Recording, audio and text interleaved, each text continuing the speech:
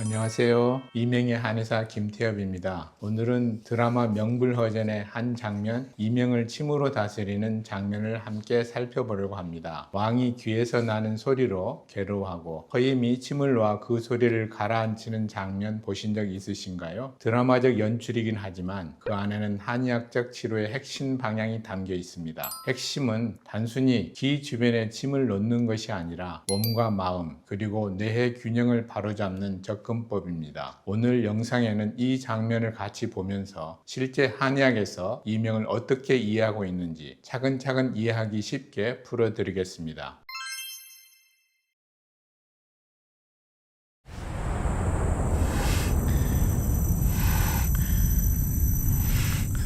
지금 왕이 귀를 막고 괴로워하고 있는 장면인데 이렇게 삐 하는 소리로 실제로 이런 증상으로 내원하시는 분들이 많나요? 네, 맞습니다. 왕이 귀에서 나는 소리로 괴로워하죠. 이 삐소리 하는 소리는 실제 이명 환자의 많은 분이 호소합니다. 그런데 이 장면을 한의사로 보면은 사실 현실과 크게 다르지 않습니다. 이명은 귀보단 스트레스와 긴장이 더 큰 영향을 줍니다. 왕처럼 스트레스가 많고 늘 긴장 속에 있는 사람일수록 더 잘 생깁니다. 실제로 제 진료실에는 관리직이나 리더 역할을 하시는 분들이 많이 오시고 사람 관리가 제일 힘들다고 하십니다. 그 시점부터 귀에서 소리가 나기 시작했다고 말씀하십니다. 결국 이명은 귀의 병이라기보다는 마음의 신호라고 봐야 합니다. 귀는 단지 소리를 전달할 통로일 뿐이고 실제로 그 소리를 만들어내는 건 뇌와 마음입니다. 지쳐버린 몸과 마음이 내는 경고음이고 이제 좀 쉬어야 한다는 신호라고 보시면 됩니다. 이명이라 하면 남들은 모르되 자신만의 고통을 느끼는 해서 매우 괴로운 병증입니다. 그런 연유로 마음속 울음이라 칭하기도 하지요. 이명을 마음속 울음이라고 표현했는데 이 대사는 참 잘 쓴 것 같아요. 실제로 이명을 겪는 분들이 딱 이렇게 표현하거든요.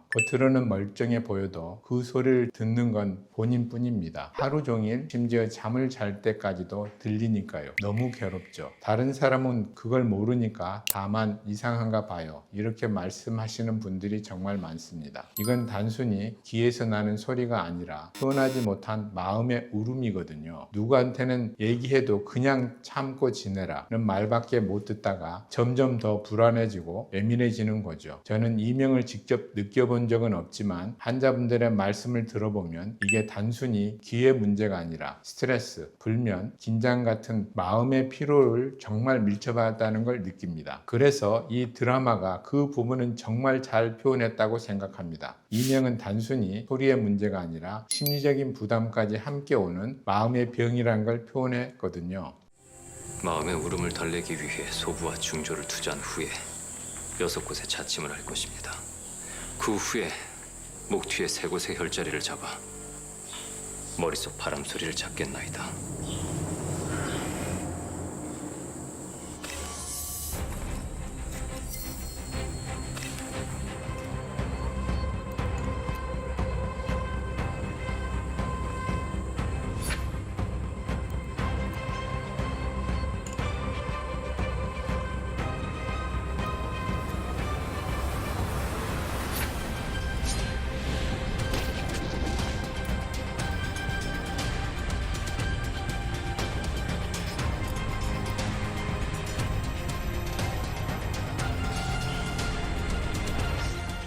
네, 원장님. 여기서 질문 하나 드리고 싶은데 호부 중절을 투자하고 뭐 6곳에 자침하고 3개의 혈자리 이런 말들이 나오는데 이런 말들은 다 어떤 의미인가요? 먼저 소부와 중절을 투자한 후 6곳의 혈과 그 다음에 목 뒤에 3개의 혈을 놓는다 한 것은 굉장히 이명 치료에 있어서 중요한 시사점이 있는데요. 소부와 중저혈이라는 것은 심장의 화를 조절하는 소부와 삼초경의 기운과 신경을 조절하는 투자하는 중조혈자리입니다. 이 혈을 통해서 먼저 손으로부터 자침을 해서 몸의 전체 기운을 순환시켜 주서 상부로부터 아래까지 잘 흐르게 한다는 의미가 있습니다. 다만 드라마처럼 소부 중저를 장침으로 투자하는 것은 현실적으로 위험합니다. 혈자리마다 깊이와 각도가 다르고 자극의 강약이 다르기 때문에 그 혈에 따라서 치료하는 방법이 한의사마다 다를 수 있습니다. 실제 임상에서는 정확한 위치 측정과 자극의 강도 조절하는 게 필수적입니다. 그리고 6곳의 자침, 기 주변의 혈자리이지만 이렇게 깊게 자침은 하지 않습니다. 지금 보시면 기 앞뒤로 침 6개의 혈을 꽂는 장면이 나오는데 실제로 이명치료에 쓰이는 예풍, 청해, 풍부혈, 좌우합해, 5개 혈로 이 6개의 혈이 아니고 5개의 혈자리입니다. 그런데 드라마처럼 장침, 대침으로 깊게 꽂는 건 현실에서 어렵습니다. 기 주변의 신경과 혈관이 매우 풍부해서 침의 깊이와 각도를 잘 맞추지 않으면 통증이 생기고 멍이 잘 생길 수 있어서 세심한 치료가 필요합니다. 그리고 귀 뒤에 3곳의 혈자리는 마지막으로 보이는 목 뒤에 있는 풍기, 천주, 왕골 같은 부위를 추정됩니다. 이 혈자리는 실제로 귀로 가는 혈류를 개선하고 자율신경을 안정시키는 핵심 혈유입니다. 실제 임상에서도 이 3자리 혈자리를 환자 체형과 긴장에 따라 순서대로 천천히 자침합니다. 그래서 이 장면은 원리적으로 보면 굉장히 훌륭하지만 연출용 과정이 섞여 있는 장면이라고 보시면 됩니다. 실제로 이렇게 빠르게 깊게 장침으로 놓지는 않습니다. 하지만 중요한 건 기만 자극하는 게 아니라 몸 전체 흐름을 조절하려고 했다는 겁니다. 지금 현재 한의학에서도 그대로 이어지고 있는 원리입니다. 다만 훨씬 안전하고 세밀하게 다뤄진다는 점 다르죠.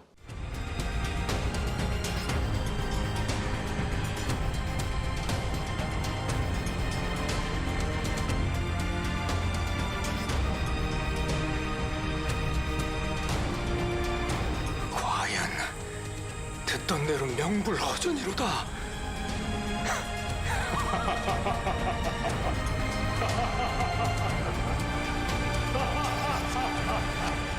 이렇게 영상을 다 보았는데요. 드라마 속에서 침 한번 딱 놓자마자 이명이 멈추는 장면이 나오지만 실제로 치료에서는 그렇게 단순하지 않습니다. 이명은 단지 기의 문제뿐만 아니라 뇌의 피로, 몸의 피로가 겹친 몸 전체의 순환과 긴장 시스템이 얽혀 있는 전신적 질환이기 때문입니다. 몸 어디에든가 긴장하고 피로가 쌓여 있거나 자율신경과 뇌신경이 불안전해지면 그 신호가 바로 기에 나타나는 겁니다. 그래서 침 한 번으로 바로 좋아지는 경우보다는 근육의 긴장이 풀어지고 자율신경이 안정되면서 뇌의 과민한 반응이 완화되는 순간이 찾아오기도 합니다. 그때 소리가 줄었다, 이명이 없어졌다라고 체감하는 분들이 많습니다. 즉, 이 장면은 기적처럼 나았다는 의미가 아니라 이명이 좋아지는 과정의 핵심, 즉 전신의 긴장이 풀어지고 뇌가 안정되는 순간을 드라마적으로 표현한 거라고 보시면 됩니다. 결국 허임이 했던 건 몸의 흐름을 바로잡는 일이고, 그리고 현대 한의학에서 여기에 한 걸음 더 나아가 뇌파의 흐름까지 함께 조절한다는 개념으로 발견했습니다.